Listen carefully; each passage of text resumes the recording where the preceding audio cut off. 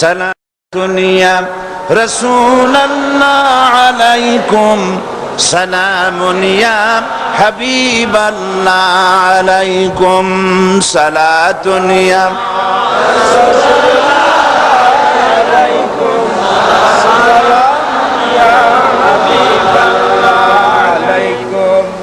আলহামদুলিল্লাহ, আলহামদুলিল্লাহ। আল্লাহ পাকের শুকরিয়া আদায় করছি। আল্লাহ পাক আমাদেরকে কোরআন শোনার তৌফিক দান করেছেন, আলহামদুলিল্লাহ।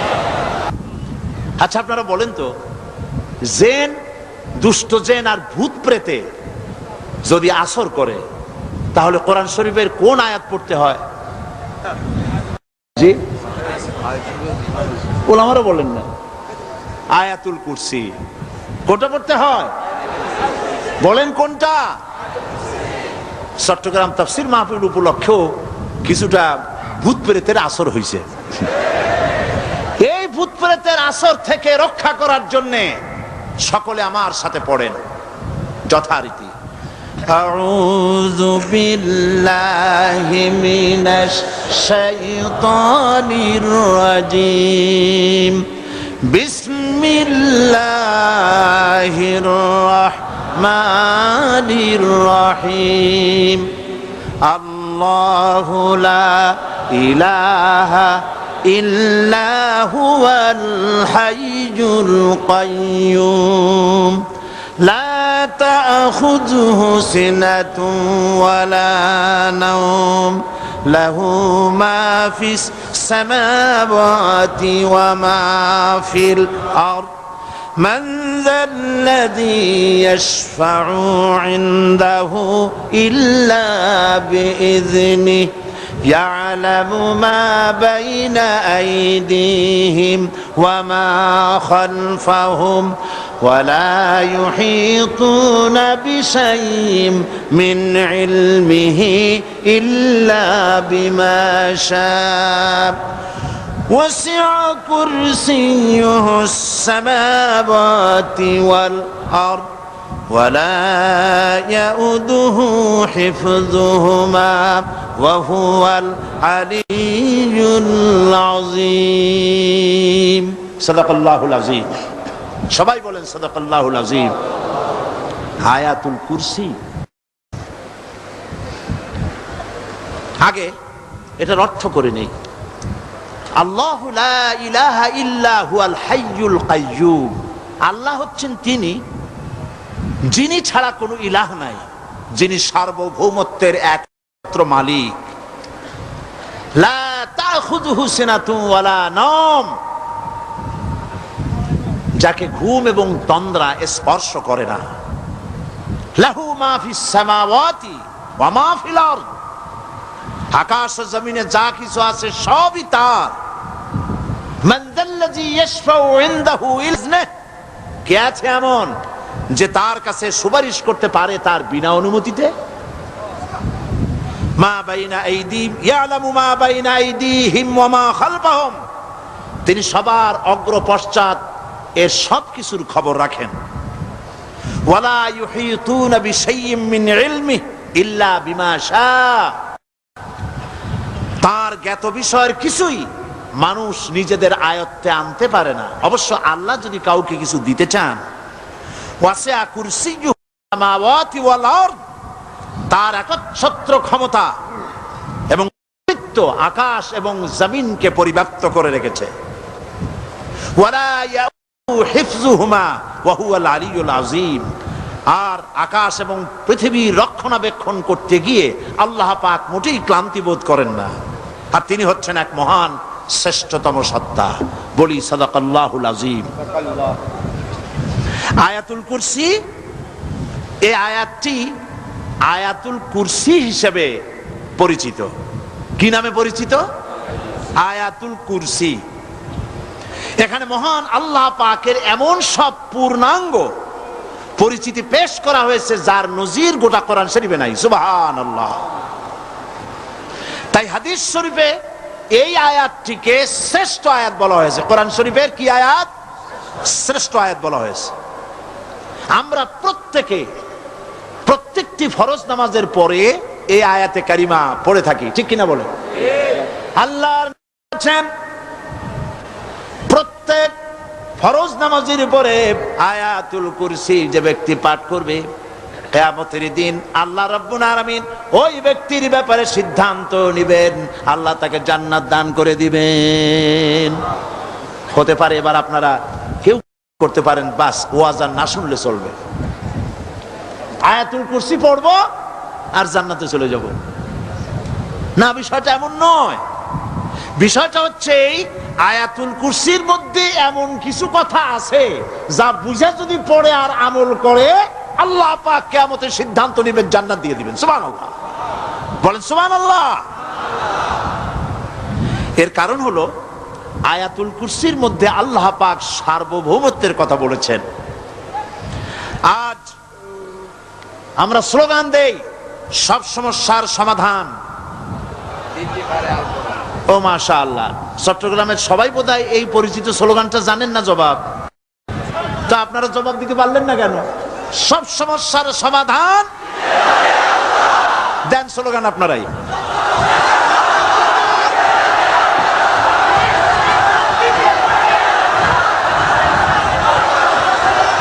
এটা শুধু স্লোগান নয়, সব সমস্যার সমাধান দিতে পারে আল কোরআন। এটা শুধু স্লোগান নয়, এটাই বাস্তবতা, এটাই বাস্তব সত্য। আয়াতুল কুরসির মধ্যে রয়েছে একটি জটিল সমস্যার সমাধান, যাকে সহজ কথায় বলা যায় গদি সমস্যার সমাধান। কুরসি মানে হলো গদি। আজকাল গদি নিয়ে কি হচ্ছে টের পাচ্ছে না ভাই? এই গদি নিয়ে টানাটানি হচ্ছে পৃথিবীর সর্বত্র। সার্বভৌমত্বের মালিক কে হবে? এইটা তো আপনারা বলতেছেন, কিন্তু যারা কোরআন জানে না তারা বলে সার্বভৌমত্বের মালিক জনগণ। দেখেন না, ওরা বলে সকল ক্ষমতার উৎস জনগণ। কারা বলে? নেতা নেত্রীরা বলেন সকল ক্ষমতার উৎস। কর না কেন? উৎস জনগণ। এই কথাটা হলো আসলে ভোটারদেরকে পাম্পট্টি দেওয়া, আপনাদেরকে ফুলাইয়া ডানলপ টায়ার বানায়। আপনারা খুব খুশি হবেন সমস্ত ক্ষমতার উৎস তাহলে আমরা। আরে বাবারা, তোমরা সকল ক্ষমতার উৎস যার পেট ভরা ময়লা, নাকের মধ্যে ছাতা, দাঁতে ছাতা, তুমি হবা সকল ক্ষমতার উৎস। আহার, ক্ষমতার ঠেলায় একটা সাপ দেখলে ভয়তে সিট হয়ে পড়ো, সাইকেলের টায়ার বাস্ট হইলে হার্ট ফেল করে। সকল ক্ষমতার উৎস, সকল ক্ষমতার উৎস জনগণ। এই কথা বলা কবিরা গুনাহ, এই কথা বিশ্বাস করা হারাম, এই কথা বিশ্বাস করা শিরক। কারণ সকল ক্ষমতার উৎস জনগণ এই কথা যদি বলা হয় তাহলে কোরআনে কারীমের সাথে কন্ট্রাডিকশন হয়, সাংঘর্ষিক। আল্লাহ পাক কি বলেছেন? আল্লাহ পাক বলেছেন আন্নাল কুওয়াতা লিল্লাহি জামিআ। বলেন আন্নাল কুওয়াতা লিল্লাহি জামিআ। আমার আল্লাহ রাব্বুল আলামিন বলেন, জেনে রাখো নিঃসন্দেহে সকল ক্ষমতার উৎস কেবলমাত্র আল্লাহ রাব্বুল আলামিন। সকল ক্ষমতার উৎস কে? জোরে বলেন আল্লাহ, আল্লাহ, আল্লাহ। তিনি একমাত্র সকল ক্ষমতার উৎস। কোরআন আয়াতুল কুরসি আল্লাহ কোরআনে নাজিল করে সার্বভৌমত্বের মালিক কে হবে সমস্যার সমাধান করে দিলেন। রাসূল করিম সাল্লাল্লাহু আলাইহি ওয়াসাল্লাম মানুষের সার্বভৌমত্ব খতম করে মদিনায় আল্লাহর সার্বভৌমত্ব কায়েম করে তিনি একটি রাষ্ট্র কায়েম করলেন। মদিনার রাষ্ট্রের সার্বভৌমত্বের মালিক কে ছিলেন? আল্লাহ। জোরে বলেন কে ছিলেন? আল্লাহ। মানুষ তখন দেখতে পেল খোদাই সার্বভৌমত্বের ভিত্তিতে যে রাষ্ট্র গঠন হয়, সেই রাষ্ট্র মানবতার জন্য কত কল্যাণকর হয়। সুবহানাল্লাহ বিহামদি। আয়াতুল কুরসিতে বলা হলো যে সার্বভৌমত্বের মালিক এই ক্ষমতাটাকে আরবিতে বলা হয় উলুহিয়াত।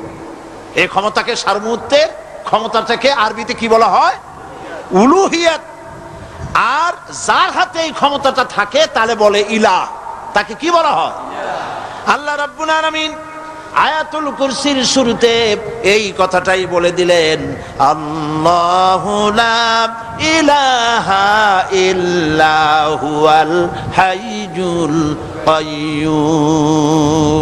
আল্লাহ হচ্ছেন তিনি, যিনি ছাড়া কোনো ইলাহা নাই।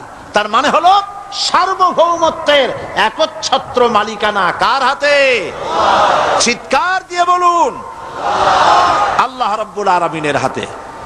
সার্বভৌমত্বের এই ক্ষমতা হস্তান্তরযোগ্য নয়। আর সার্বভৌমত্বের মালিক যিনি হবেন, তার শুরু থাকবে না, শেষও থাকবে না। এই কোয়ালিটি কার মধ্যে আছে? আল্লাহ পাকের মধ্যে। আল্লাহ পাক বললেন তিনি হচ্ছেন আল হাই আল কাইয়্যুম। তিনি হাইয়্যু, তিনি কাইয়্যুম। তিনি শাশ্বত, তিনি জাগ্রত, তিনি চিরস্থায়ী, যার শুরুও নাই, যার শেষও নাই। সুবহানাল্লাহ বিহামদি। এই সার্বভৌমত্বের মালিকানা নিয়ে যারা বসে আছে, যে কোনো মুহূর্তে তার হাত থেকে ক্ষমতা ছিনতাই হয়ে যেতে পারে, পারে কিনা? আর ঘুমায় থাকলে, সার্বভৌমত্বের মালিক দাবি করে যদি ঘুমায় থাকে, ততক্ষণ ভারপ্রাপ্ত বানাবে কারে? এই জন্য মালিক হচ্ছেন আল্লাহ পাক, যাকে ঘুম এবং তন্দ্রা স্পর্শ করে না। সার্বভৌমত্বের মালিকের কোয়ালিটি আল্লাহ পাক বলছেন, লা তাখুযুহু সিনাতুন ওয়ালা নাওম।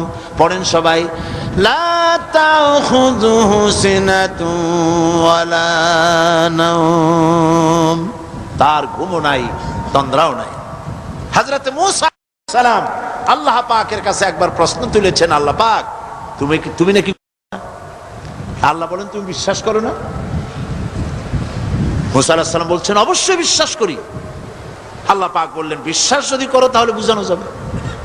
হযরত ইব্রাহিম আলাইহিস সালাম বলেছিলেন আল্লাহ পাকের কাছে, কাইফা রব্বি আরিনি কাইফা তুহিল মাউতা। হে রব, তুমি আমারে দেখাও কেমনে তুমি মৃত্যুকে জিন্দাকে মৃত্যু করো, মৃত্যুকে জিন্দা করো, একটু দেখাও আমারে। আল্লাহ পাক বললেন আওয়ালাম তুমিন, বিশ্বাস করো না? ইব্রাহিম আলাইহিস সালাম সঙ্গে সঙ্গে বললেন বালা। নাম বললেন না। বালা মানেও হ্যাঁ, নাম মানেও হ্যাঁ, কিন্তু একটু বেশ কম আছে। তিনি নাম না বলে বালা বললেন। নামের অর্থ হলো হ্যাঁ, আর না বালার অর্থ হচ্ছে কেন নয়, অবশ্যই বিশ্বাস করি। ওয়ালাকিন লিয়াতমাইন্না কালবি। তবে আল্লাহ তুমি যদি চোখে দেখাও একটু, তাহলে এগুলি একটুখানি লিয়াতমাইন্না কালবি, আমার অন্তরাত্মা প্রশান্তি লাভ করবে যদি চোখে দেখতে পারি। আল্লাহ বলেন তাহলে তোমারে দেখাবো। আল্লাহ দেখাইলেন। মুসা আলাইহিস সালাম যখন বললেন যে আল্লাহ পাক আর মৃত্যুকে চিন্তা করো কেমনে, তুমি ঘুমায় থাকো, না ঘুমায় পারো কেমনে, তোমার নাকি ঘুম নাই, তন্দ্রা নাই।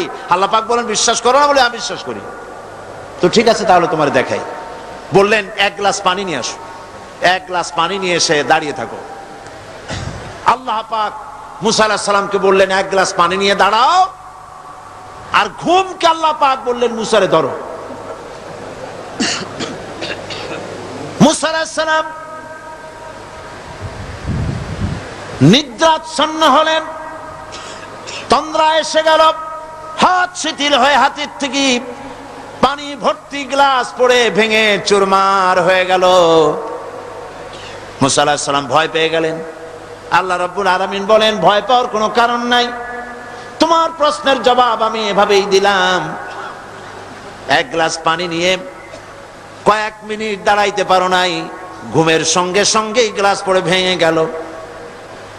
তামাম আকাশ আর জমিন, গোটা সৃষ্টি জগৎ তোমার আল্লাহ পাকের হাতের মুঠার মধ্যে রয়েছে। আল্লাহ যদি ঘুমায় যায় সব শেষ হয়ে যাবে।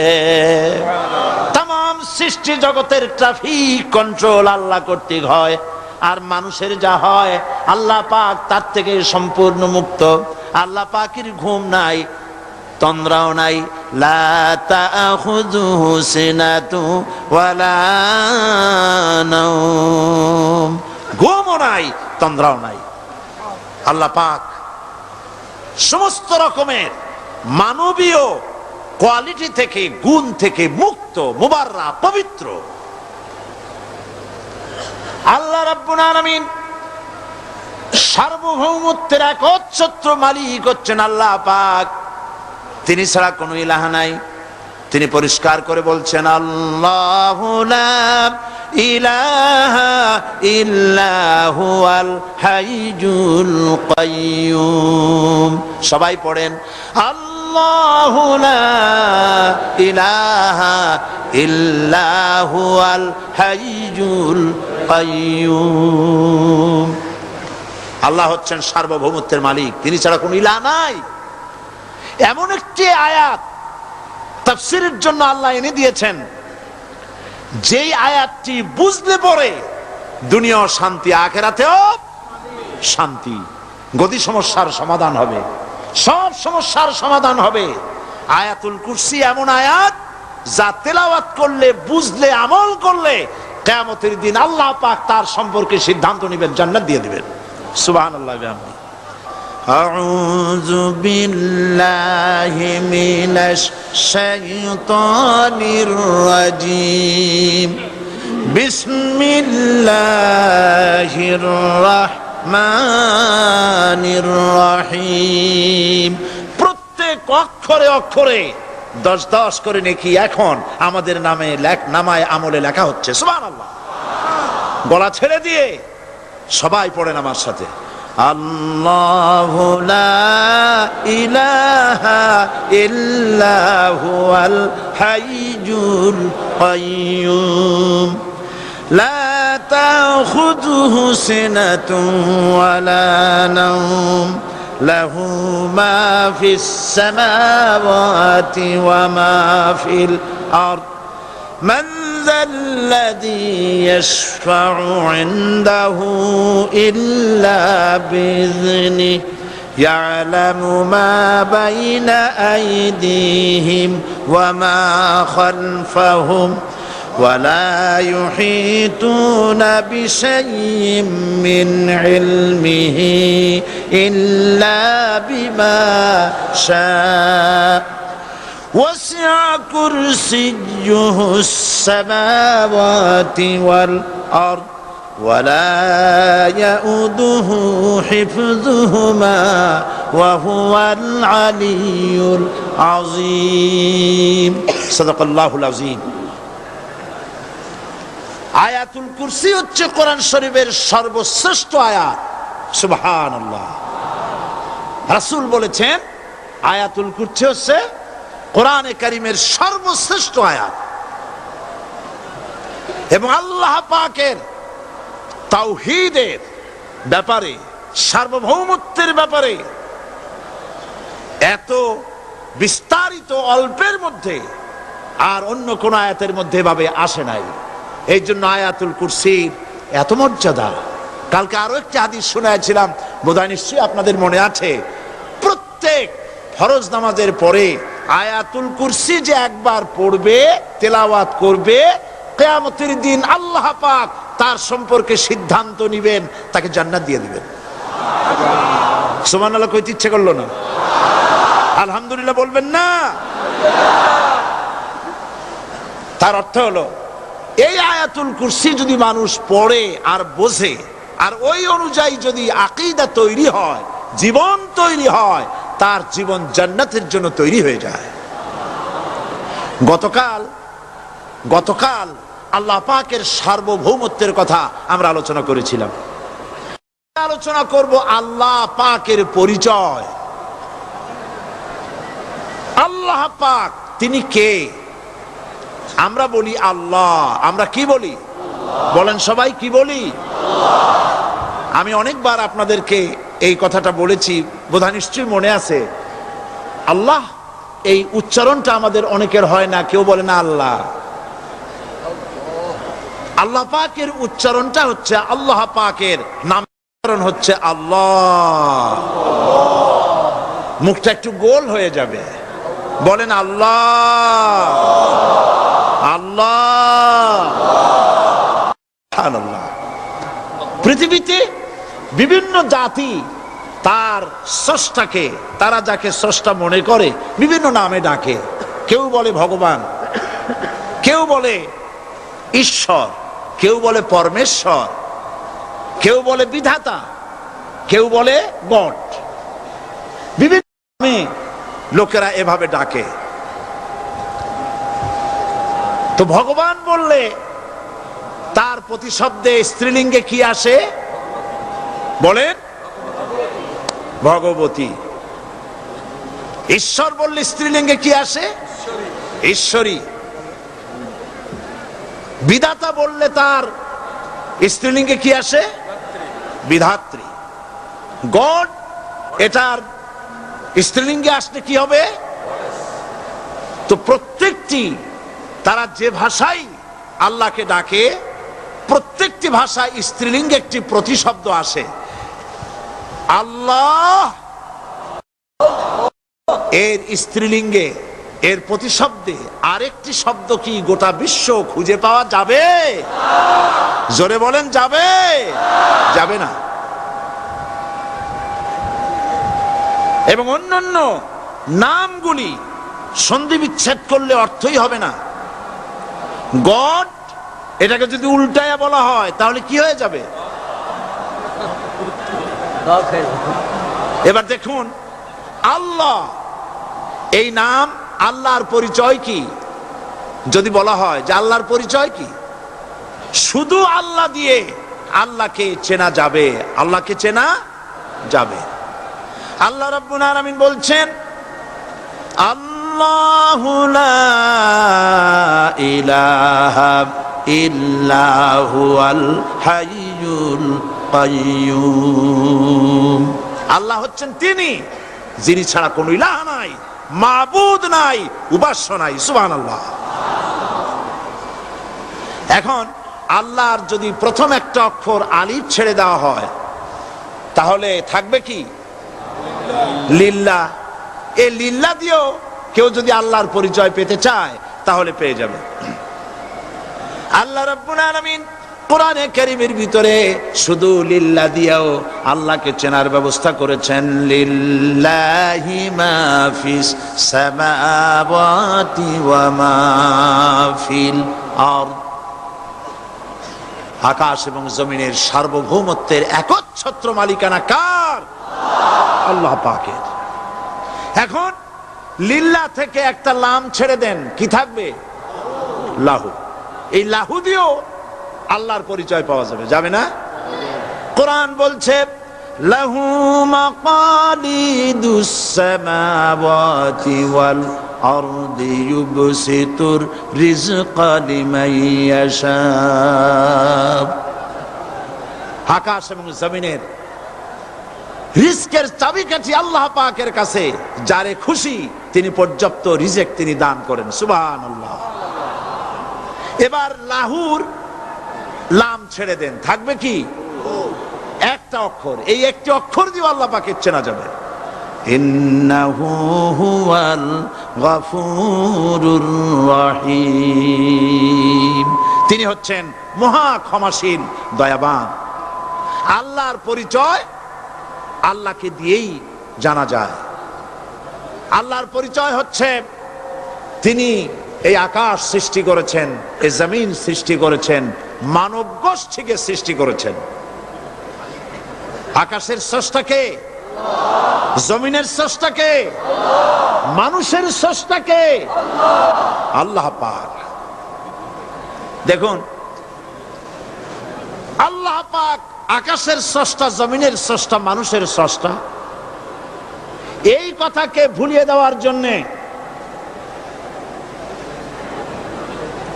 এই কথাটিকে ভুলিয়ে দেওয়ার জন্য আল্লাহকে অস্বীকার করছে এক শ্রেণীর লোকেরা। তারা বলছে দেয়ার ইজ নো গড, স্রষ্টা বলতে কেউ নাই। Unseen is nothing. আল্লাহ পাক কোরআনকে বোঝার জন্য, আল্লাহকে চেনার জন্য ব্যবস্থা করেছেন। ওরা বলছে কি আনসিন ইজ নাথিং। যা দেখা যায় না সেটা কিছুই না, সেটা বিশ্বাস করি না। তো আল্লাহর যখন রং নাই, গন্ধ নাই, তাকে বিশ্বাস করি কেমনে? বলেন নাউজুবিল্লাহি মিন যালিক। আরে ভাই, তোমরা তো এমন বহু জিনিস আছে যা না দেখে বিশ্বাস করো। আপনারা কি বাতাস দেখেছেন? বিশ্বাস করেন কিনা? বিশ্বাস করেন কিনা? আপনারা কি ইথার দেখেছেন? বিশ্বাস করেন কিনা? ফুলের গন্ধ দেখেছেন কিন্তু বিশ্বাস করেন কিনা? মাধ্যাকর্ষণ শক্তি, ল অফ গ্রাভিটেশন আপনারা চোখে দেখেছেন? বিশ্বাস করেন কিনা? অনেক জিনিস এমন আছে যা আমরা চোখে দেখি না কিন্তু বিশ্বাস করি। হযরত ইমাম আবু হানিফা রাহমাতুল্লাহ আলাইহির সাথে এক নাস্তিকের বহস হবে। স্থান এবং তারিখ নির্ধারণ করা হলো। ইমাম সাহেব দেরি করে আসলেন। নাস্তিক বলছে, আমি আপনার সঙ্গে কোনো বিতর্কে যেতে চাই না, কারণ আপনি ওয়াদা রক্ষা করতে পারেন নাই, নির্ধারিত সময়ের অন্তত 3 ঘন্টা পরে এসেছেন। তিনি বললেন, আমি কেন দেরি করলাম সেটা তো তুমি জিজ্ঞেস করবে। আচ্ছা বলেন কেন দেরি করেছেন? তিনি বললেন, দেখো, এই জায়গায় আসার পথে একটা নদী বেঁধেছিল, তা আসবো কি করে? আমার কাছে পারাপারের কোনো বন্দোবস্ত ছিল না। এক পর্যায়ে হতাশ হয়ে গেলাম, আমার বোধহয় যাওয়াই হবে না। শেষ পর্যন্ত আমি দেখতে পেলাম হঠাৎ করে আমার পাশে একটা ফলের বীজ পড়লো, তা দিয়ে একটা গাছ অঙ্কুরিত হলো। দেখি না তা গাছটা একটা ময়ূর হয়ে পরিণত হয়ে গেল। কই থেকে একটা করাতে সে গাছটা কেটে ফেলে দিল। ফটাফট কতগুলি তক্তা বেরিয়ে আসলো। কোথার থেকে একটা হাতুড়ি আর কতগুলি লোহা এসে ঠাস ঠাস করে বাড়ি লেগে একটা কিস্তি তৈরি হয়ে গেল। কিস্তিটার ধাপায় পড়লো নদীতে, আমি লাফ দিয়ে উঠলাম, তাই যা দেরি হলো। নাস্তিক বলছে, আপনার সাথে আমি জানছিলাম যে আপনি অত্যন্ত বুদ্ধিমান মানুষ, কিন্তু যে ঘটনা শুনাইলেন আপনার স্ক্রু একটাও টাইট আছে বলে মনে হয় না, আপনার সাথে আর কোনো বহস নয়। তিনি বললেন, কেন? কয় বহস না, আপনি বলছেন যে এইরকম একটা গাছ চারা হয়ে গেল, সাথে সাথে বিনা মিস্ত্রিতে গাছটা কাটলো, তারপর এইটা দিয়ে তক্তা হলো, লোহা আসলো, হাতুড়ি হইলো, বিনা মিস্ত্রিতে কিস্তি তৈরি হয়ে গেল, নৌকা এটা পড়লো নদীতে, আর বিনা মাঝিতে আপনি পার হয়ে আসলেন। এটা কি আদৌ সম্ভব? ইমাম আবু হানিফা রাহমাতুল্লাহ আলাইহি বলছেন, তোমার সাথে আমি কোনো কিতাব দিয়ে ঝগড়া করব না, কোনো কিতাব দিয়ে আমি তোমার সাথে বহস করব না। এই একটি দৃষ্টান্ত তোমার জন্য যথেষ্ট। একটা মিস্ত্রি ছাড়া যদি একটা কিস্তি তৈরি না হতে পারে, একটা গাছ কেটে তক্তা যদি না হতে পারে, এই বিশাল আকাশ, এই বিশাল জমিন, আর তোমার মতো এরকম একটা সুন্দর মানুষ বিনা মিস্ত্রিতে, বিনা স্রষ্টায় তৈরি হলো কেমনে? এক কথায় নাস্তিক বলছে, আমার জীবনের ভুল ধরা পড়ল। নাস্তিক বলছে, জীবনের ভুল ধরা পড়েছে, আমি মুসলমান হয়ে গেলাম। লা ইলাহা ইল্লাল্লাহু মুহাম্মাদুর রাসূলুল্লাহ। জোরে পড়েন, লা ইলাহা লা ইলাহা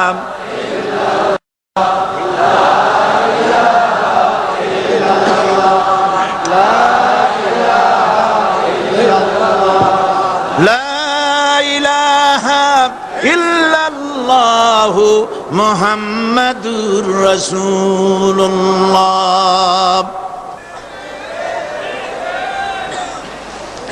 আল্লাহ পাক বলছেন, আমি আদম, আমি দাউদ এবং সুলাইমানকে জ্ঞান দান করেছি, ইব্রাহিমকে জ্ঞান দান করেছি।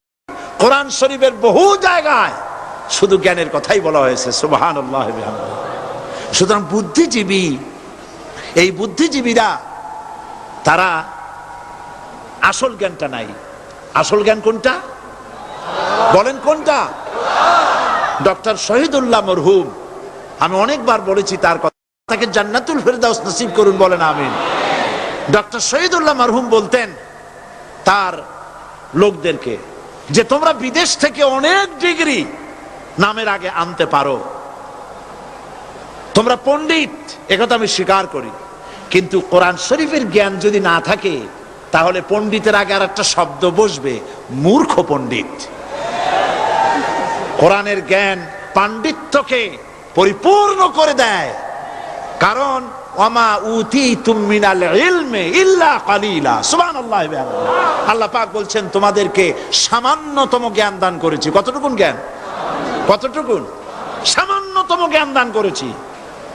সুতরাং আল্লাহ পাক কোরআনের মধ্যে তার নিজের পরিচয় ছোট্ট একটি সূরার মধ্যে ব্যাপক আকারে বলে দিয়েছেন। কি? কুল হুয়াল্লাহু আহাদ।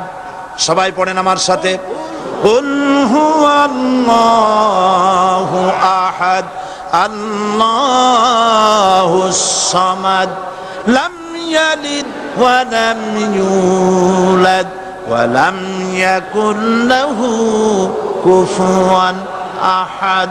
আল্লাহ পাক বলেন আল্লাহ এক এবং একক, তিনি কারো মুখাপেক্ষী নন, তিনি কাউকে জন্ম দেন নাই, তাকেও কেউ জন্ম দেয়নি। আকাশ আর জমিনে আল্লাহর সমকক্ষ কেউ নাই। সুবহানাল্লাহ।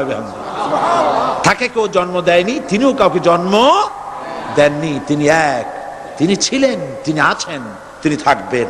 তার শুরুও নাই, তার শেষও নাই। সুবহানাল্লাহ।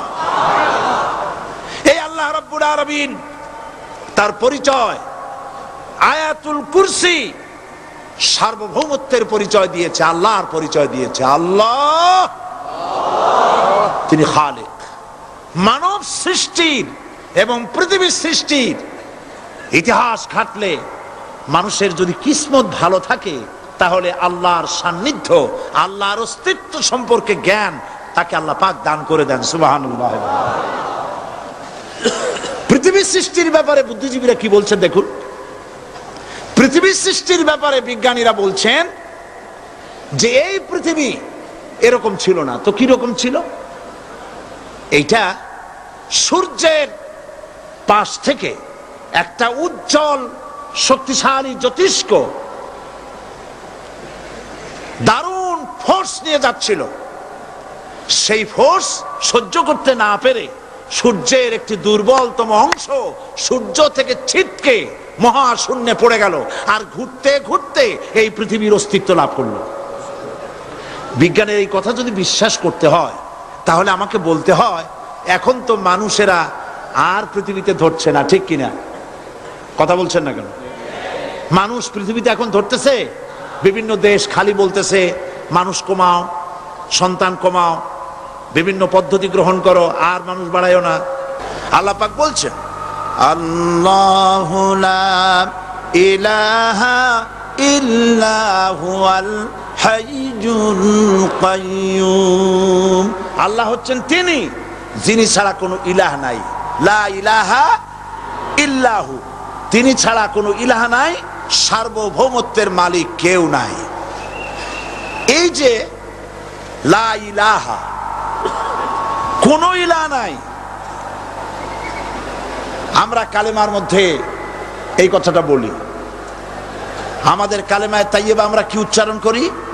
লা ইলাহা ইল্লাল্লাহু মুহাম্মাদুর রাসূলুল্লাহ।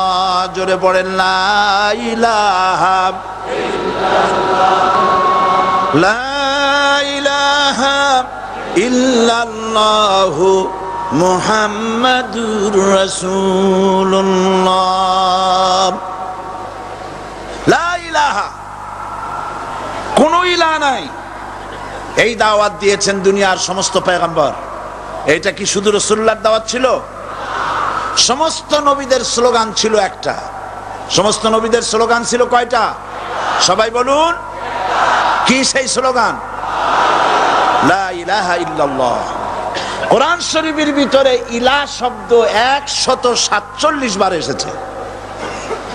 লা ইলাহার অর্থ যদি এই হয় কোনো উপাস্য নাই আল্লাহ ছাড়া, কোনো মাবুদ নাই আল্লাহ ছাড়া, মুহাম্মদ সাল্লাল্লাহু আলাইহি ওয়াসাল্লাম আল্লাহর প্রেরিত রাসূল, তাহলে তো এত ঝঞ্ঝাট হওয়ার কথা ছিল না। আপনারা বলেন, নবীরা যখনই এই দাওয়াত দিয়েছেন লা ইলাহা ইল্লাল্লাহ, তখন সংঘর্ষ হয়েছে কিনা? হয়েছে কিনা? বাধা আসছে কিনা? তাহলে এই কথাটা কি যার কারণে এরকমের বাধা আসে? লা ইলাহা ইল্লাল্লাহ, এর চাইতে বিপ্লবাত্মক এর চাইতে রিভলিউশন সৃষ্টিকারী কথা আল্লাহর আকাশের নিচে জমিনের উপরে আর একটাও হতে পারে না। লা ইলাহা ইল্লাল্লাহ। ইলাহ শব্দের অর্থ শুধু উপাস্য আর মাবুদ নয়, ইলাহ শব্দের অর্থ হচ্ছে আইনদাতা, ইলাহ শব্দের অর্থ হচ্ছে শাসনকর্তা, ইলাহ শব্দের অর্থ হচ্ছে বিধানদাতা।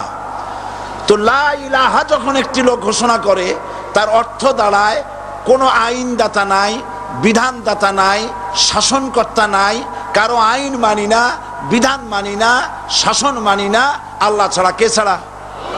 আল্লাহ ছাড়া। এই কালেমার দাওয়াত যখন পয়গম্বরেরা দিয়েছেন তখন তিন শ্রেণীর লোকেরা বাধা দিয়েছে। বলেন কয় শ্রেণী? সবাই বলেন। তিন শ্রেণীর লোকেরা বাধা দিয়েছে, লক্ষ্য করুন। এক নম্বরে বাধা দিয়েছে রাষ্ট্র শক্তি। এক নম্বরে বাধা দিল কারা? দুই নম্বরে বাধা দিয়েছে ধনাঢ্য ব্যক্তিবর্গ। তিন নম্বরে বাধা দিয়েছে যারা কায়েমি স্বার্থবাদী ধর্মীয় শক্তি। এই তিনটি শ্রেণী সমস্ত নবীদেরকে বাধা দিয়েছে। সেই বাধা অতীতে যারা দিত এখন আর দেয় না, নাকি? এখনো দেয়।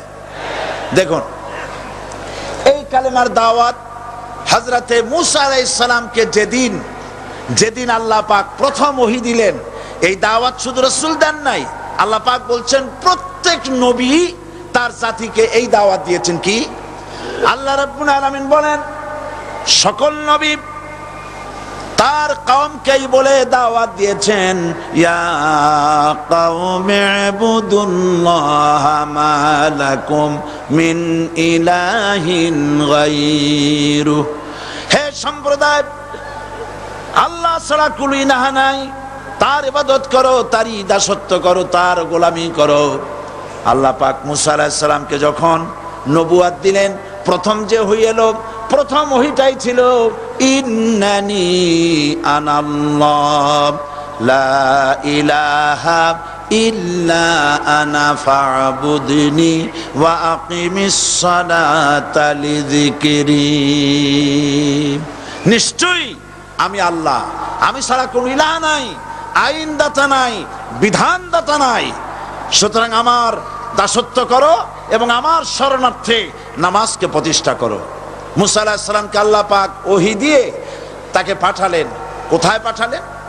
আল্লাহ পাক বলেন, ইযহাব ইলা ফিরআউনা ইন্নাহু তাগা।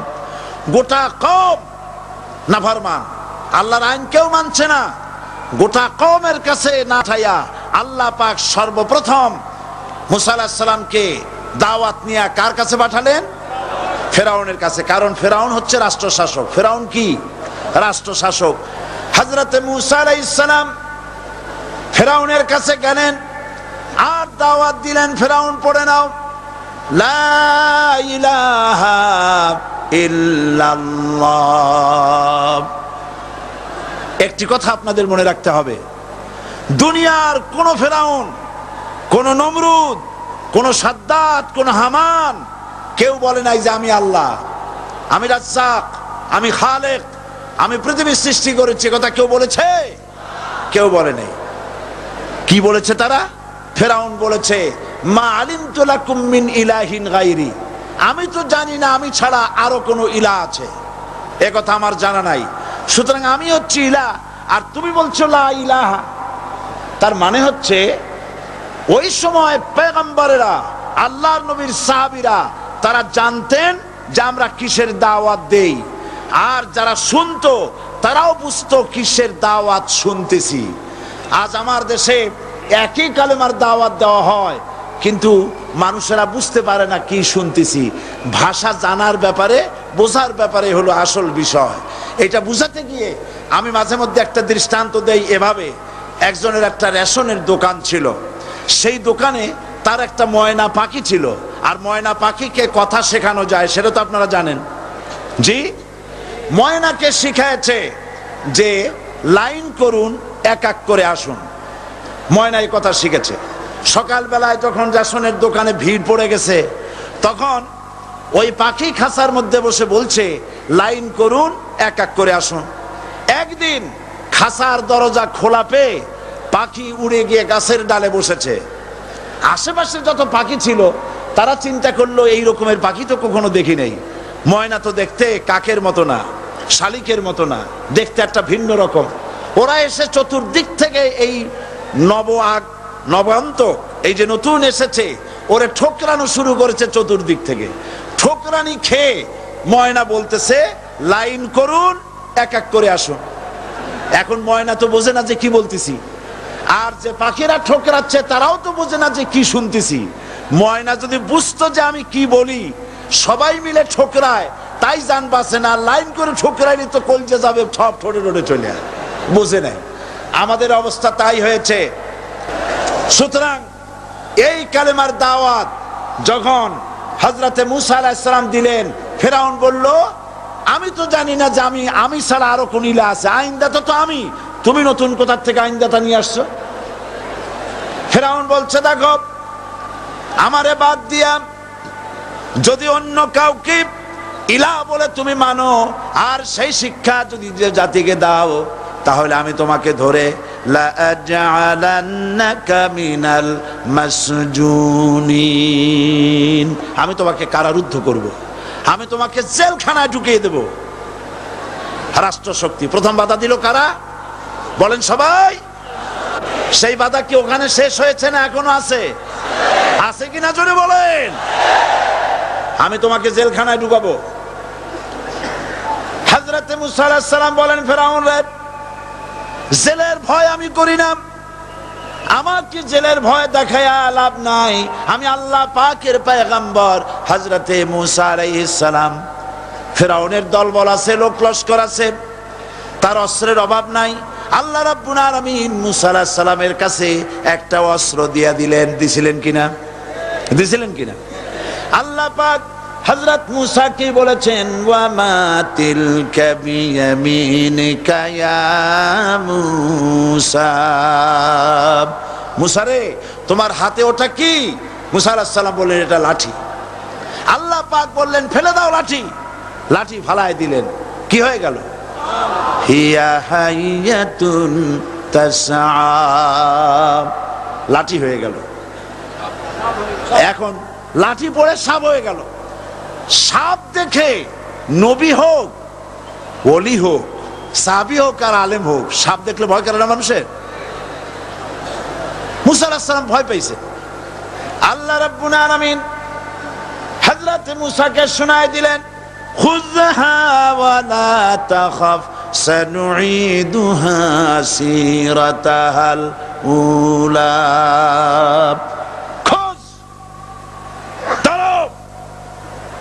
লা তাখাফ, ভয় পেও না। আল্লাহ বলছেন ধরো, ভয় পেও না। ধরার সঙ্গে সঙ্গে স্বাভাবিক অবস্থায় ফিরে আসবে, আবার লাঠি হয়ে যাবে। এখন আল্লাহ বলছেন ধরো। মুসা আলাইহিস সালাম কি ভয় পাওয়া উচিত হবে? আর উচিত হবে? মুসা আলাইহিস সালাম কি ভয় পাইছিলেন? কারণ হচ্ছে এই দুশমনের শক্তিটা খুব বড়ই দেখা যায়, মনে হয় যেন অনেক বড়, কি জানি কি। আল্লাহ পাক বলছেন ইন্না কাইদাশ শায়তানে কানা দাঈফা, শয়তানের চক্রান্ত যতই তুমি মনে করো অনেক ষড়যন্ত্রের জাল বিস্তার হয়ে আছে, আল্লাহ কয় কিছুই না, দাঈফা, অত্যন্ত দুর্বল। আল্লাহ পাক বললেন ধরো। মুসা আলাইহিস সালাম সাপ ধরলেন, সঙ্গে সঙ্গে লাঠি হয়ে গেল। ফেরাউন বরদাস্ত করলো না, রাষ্ট্রশক্তির পক্ষ থেকে আক্রমণ শুরু হলো। অপরাধ কি? মুসা আলাইহিস সালামের অপরাধ কি? কি অপরাধ? মাশাআল্লাহ, বুঝতে পেরেছেন। অপরাধ হচ্ছে তিনি বলেছেন লা ইলাহা ইল্লাল্লাহ, জোরে বলেন লা ইলাহা ইল্লাল্লাহ। এই কালেমাকে আজ আমরা ভিক্ষার বুলি বানাইছি। এটা হলো সার্বভৌমত্বের বুলি, এটা হচ্ছে আল্লাহ পাকের সার্বভৌমত্বের কথা। আজ আমরা মানুষের কাছে আমরা শুনি, মানুষেরা ভিক্ষা চায়, লা ইলাহা ইল্লাল্লাহ, এক মুঠ চাউল দেন, লা ইলাহা ইল্লাল্লাহ 10 খান পাই দেন। এই হচ্ছে কালেমার জিকির। আবার কেউ কেউ জিকির করতেছে লা ইলাহা আস্তে, ইল্লাল্লাহ জোরে, এমন জোরে কলব সাফ করে, কলব তাতে থাকলেও পারে গেলেও পারে। এই কালেমার জার, এর আঘাত পয়গম্বররা মেরেছেন। হযরতে মূসা আলাইহিস সালাম যখন বলেছেন লা ইলাহা ইল্লাল্লাহ, এই ধাক্কা ফেরাউন বরদাশত করতে পারে নাই। দরিয়ায় নীলের ভিতরে আল্লাহ পাক ডুবাইয়ে শেষ করে দিয়েছেন, দেন নাই? হযরতে মূসা আলাইহিস সালাম তার উম্মতেরা দরিয়ার পাশে বসে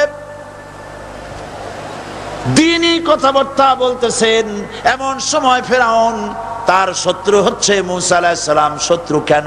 মূসা কি ফেরাউনের পাকা ধানে মই দিয়েছে নাকি? বলেন আপনারা। তার হালের গরু পিটায় মারছে নাকি? অপরাধ হলো তিনি আল্লাহর জমিনে আল্লাহর আইন প্রতিষ্ঠার কথা বলেছেন। এই শুধুমাত্র এই অপরাধে ফেরাউন তার দলবল নিয়ে 3 দিক থেকে আক্রমণ করেছে। মূসা আলাইহিস সালামের উম্মতেরা ভয় পেয়ে গেছেন।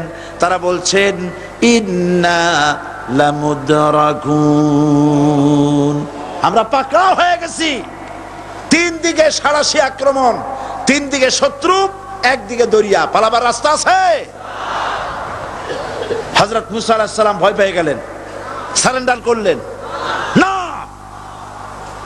হযরত মূসা আলাইহিস সালাম বললেন কাল্লা, কখনো নয়, ভয় পাওয়ার কোনো কারণ নাই। রব্বি সায়াহদিন, অবশ্যই আমার রব আমার জন্য রাস্তা করে দিবেন। ভয় পাইও না, আমার রব রাস্তা করে দিবেন। আল্লাহ রাব্বুল আলামিন হযরত মূসা আলাইহিস সালামকে অর্ডার করলেন, হাতের লাঠি দিয়া দরিয়ার উপরে আঘাত করো। হযরত মূসা আলাইহিস সালাম দরিয়ার উপর আঘাত করলেন। রাস্তা ছিল দরকার একটার, এক বাড়িতে আল্লাহর হুকুমে লাঠি দিয়ে একটি আঘাত করার সঙ্গে সঙ্গে হযরত মূসার তার সঙ্গী সাথী দরিয়া পার হওয়ার জন্য দরিয়ার মধ্য দিয়ে আল্লাহ 12টা রাস্তা পয়দা করে দিলেন। সে আল্লাহ আছে না নাই? এত আসতে বলেন কেন? ভয় পাওয়ার কারণ আছে? রাষ্ট্র শক্তি বাধা দিয়েছে সমস্ত নবীদেরকে। কেন? নবীদের চরিত্র খারাপ? জোরে বলেন, নবীদের চরিত্র খারাপ? নবীদের চাইতে মাসুম, বেগুনাহ, উন্নত চরিত্রের মানুষ আল্লাহর আকাশের নিচে জমিনের উপরে আর হয় নাই। তোমরা যে সামনে তাদের পিছনে দৌড়াও, অমুকের সৈনিক, নেতা নেতা করে মরো,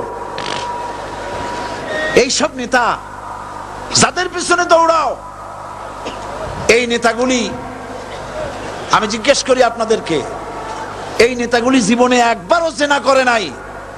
এ ব্যাপারে অনুসারীরা আপনারা কি নিশ্চিত?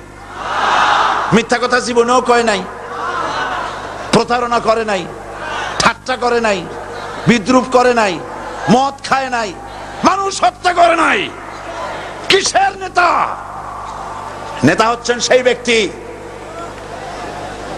যিনি বলেছেন, ও আমার স্ত্রীরা, ও আমার সাহাবীরা, রাতের আধারে আমার মধ্যে যা আচরণ দেখতে পাও, দিনের আলোতে আমার মধ্যে যা দেখতে পাও, সবগুলি খুলে খুলে মানুষের কাছে বলে দাও। তার নাম বিশ্বনবী মুহাম্মদ রাসূলুল্লাহ সাল্লাল্লাহু আলাইহি ওয়াসাল্লাম।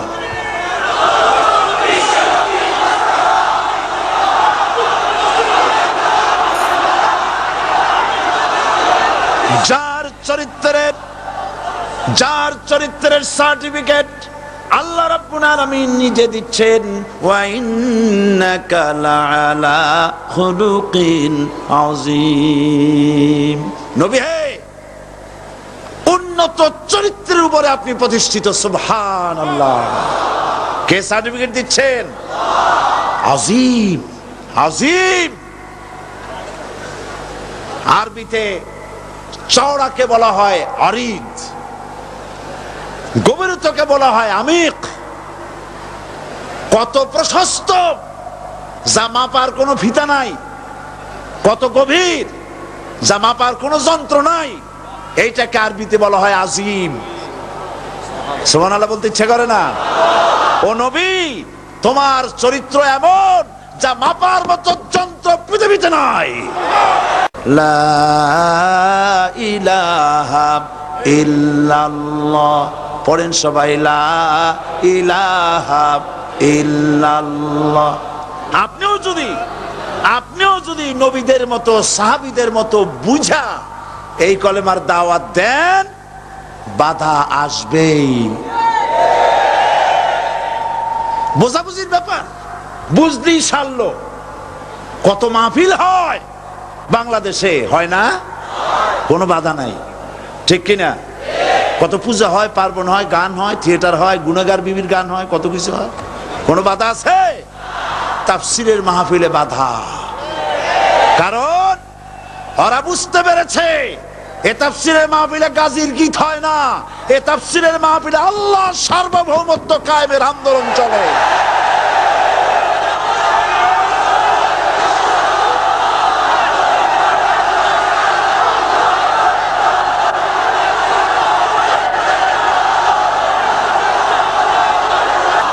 বিশ্বকবি আল্লামা ইকবাল কি সুন্দর করে বলেছেন, আজ ভি হো জু ইব্রাহিম কা ইমা पैदा आग कर सकती है एक अंदाज़े गुलिस्तां पैदा। ইব্রাহিমের ঈমান যদি আজও কোথাও হয় বিদ্যমান, করতে পারেন অগ্নিকুণ্ডে খুবসুরত এক গুলিস্তান।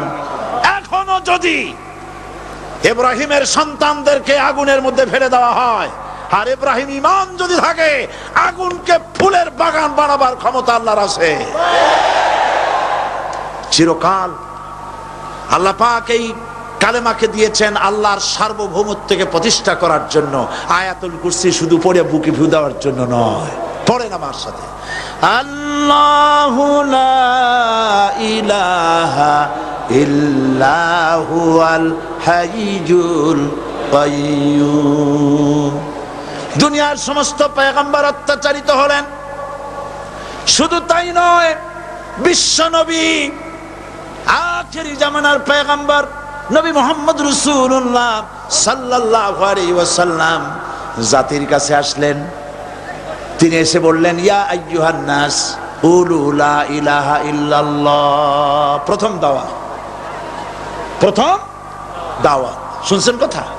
রাসূলুল্লাহ বলছেন, ও জাতি, আমার রাসূল তো মক্কার রাসূল না শুধু, মদিনার রাসূল না শুধু, আরবি ভাষা ভাষীদের রাসূল না শুধু, আমার নবী কি নবী? চিল্লায় বলেন। তাই তিনি বলেছেন, ও বিশ্বের মানবতা, বিশ্বের মানব গোষ্ঠী, যদি মুক্তি পেতে চাও, নাজাত পেতে চাও, উচ্চারণ করো, বিশ্বাস করো, আমল করো, বলো লা ইলাহা ইল্লাল্লাহ। জোরে পড়েন, লা ইলাহা ইল্লাল্লাহ, লা ইলাহা ইল্লাল্লাহু মুহাম্মাদুর রাসূলুল্লাহ। কোরআন কারীমের ভিতরে আয়াতুল কুরসির মধ্যে বলে দিয়েছেন, আল্লাহু লা ইলাহা ইল্লাহু আল হাইয়ুল কাইয়্যুম। প্রাণ খুলে সবাই পড়েন, বসা মানুষ, দাঁড়ানো মানুষ, আল্লাহু লা ইলাহা ইল্লাহু আল হাইয়ুল কাইয়্যুম। আল্লাহ রাব্বুল আলামিন, তিনি ছাড়া কোনো ইলাহ নাই, তিনি সার্বভৌমত্বের মালিক, কেউ নাই আল্লাহ ছাড়া। এই কথা মানুষকে ঘোষণা করতে হবে। সুবহানাল্লাহ ওয়ালহামদুলিল্লাহ লা ইলাহা ইল্লাল্লাহ। সুবহানাল্লাহ ওয়ালহামদুলিল্লাহ লা ইলাহা ইল্লাল্লাহ। সুবহানাল্লাহ ওয়ালহামদুলিল্লাহ লা ইলাহা ইল্লাল্লাহ, লা ইলাহা ইল্লাল্লাহু মুহাম্মাদুর রাসূলুল্লাহ। আল্লাহুম্মা আমিন। রব্বানা যালামনা আনফুসানা ওয়া ইন লাম তাগফির লানা ওয়া তারহামনা লানাকুনান্না মিনাল খাসিরিন। সবাই পড়েন আমার সাথে, রব্বানা ظلمنا أنفسنا وإن لم تغفر لنا وترحمنا لنكونن من الخاسرين ربنا ظلمنا أنفسنا وإن لم تغفر لنا وترحمنا لنكونن من الخاسرين আলোচনায় যদি কোনো ভুল হয়ে থাকে আল্লাহ দয়া করে মাফ করে দাও রব্বুল আলামিন আমাদের দোয়া দুরুদি জিকির আজকারে আমাদের আলোচনায় তুমি যে খুশি হয়েছো যতটুকুন তার সবটুকুন বিশ্বনবী মুহাম্মাদুর রাসূলুল্লাহ সাল্লাল্লাহু আলাইহি ওয়াসাল্লামের রূহ মুবারকে পৌঁছায়া দাও রব্বুল আলামিন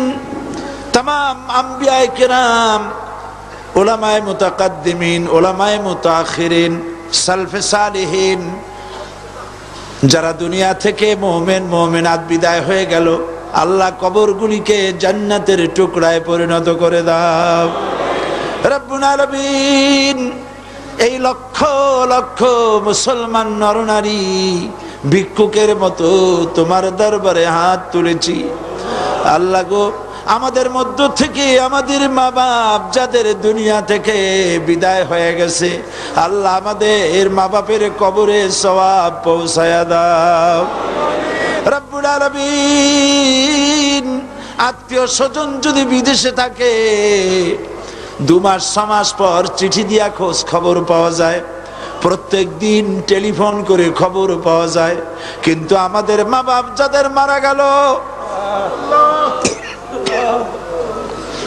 বছরের পর বছর যুগের পর যুগ বিদায় হয়ে গেল কোন হালতে আছে জানি না আল্লাহ আমাদের মা বাপের কবরগুলি জান্নাতের টুকরায় পরিণত করে দাও রব্বুল আলামিন আমাদের আব্বা কত মহব্বত করতেন কত কষ্ট করেছেন আল্লাহ তাআলা আমাদেরকে লেখাপড়া শেখাবার জন্য কত কষ্ট করেছেন মানুষ বানাবার জন্য কত কষ্ট করেছেন আমাদের জন্য ঘর বাড়ি বানায়া জায়গা জমি কিনে রেখে সবগুলি থুয়ে খালি হাতে চলে গেছে বাবা আল্লাহ আমাদের আব্বার রুহের পরে সওয়াব পৌঁছায়া দাও রব্বুল আলামিন এখন তো আর বাড়ি গেলে নাম ধরে কেউ ডাকে না আয় আল্লাহ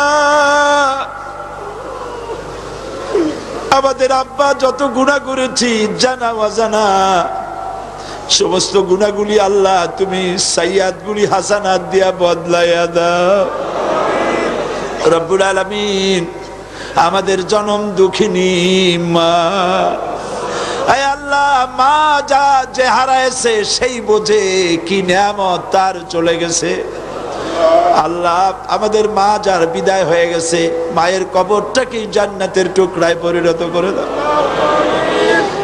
রব্বুল আলামিন মায়ের পেটের ভিতরে বসে 10টা মাস ধরে মায়ের কষ্ট দিছি তিনি ডেলিভারিতে কষ্ট করেছেন 2-2.5 বছর বুকের দুধ খেয়ে কষ্ট দিয়েছি পেশাব পায়খানা করে মায়ের কাপড় চোপড় নষ্ট করে দিয়েছি মা বিরক্ত হন নাই থাপ্পড় মারেন নাই আছাড় দিয়া ফালায় দেন নাই আল্লাহ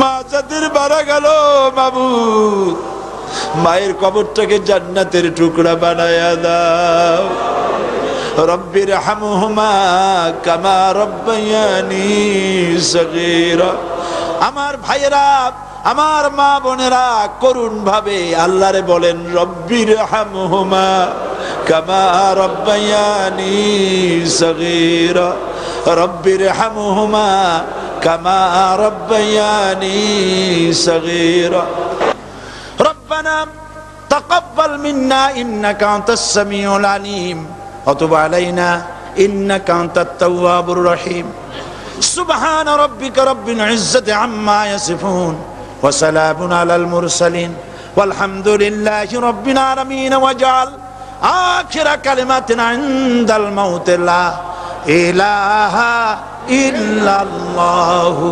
মুহাম্মাদুর রাসূলুল্লাহ। আসসালামু আলাইকুম ওয়া রাহমাতুল্লাহ।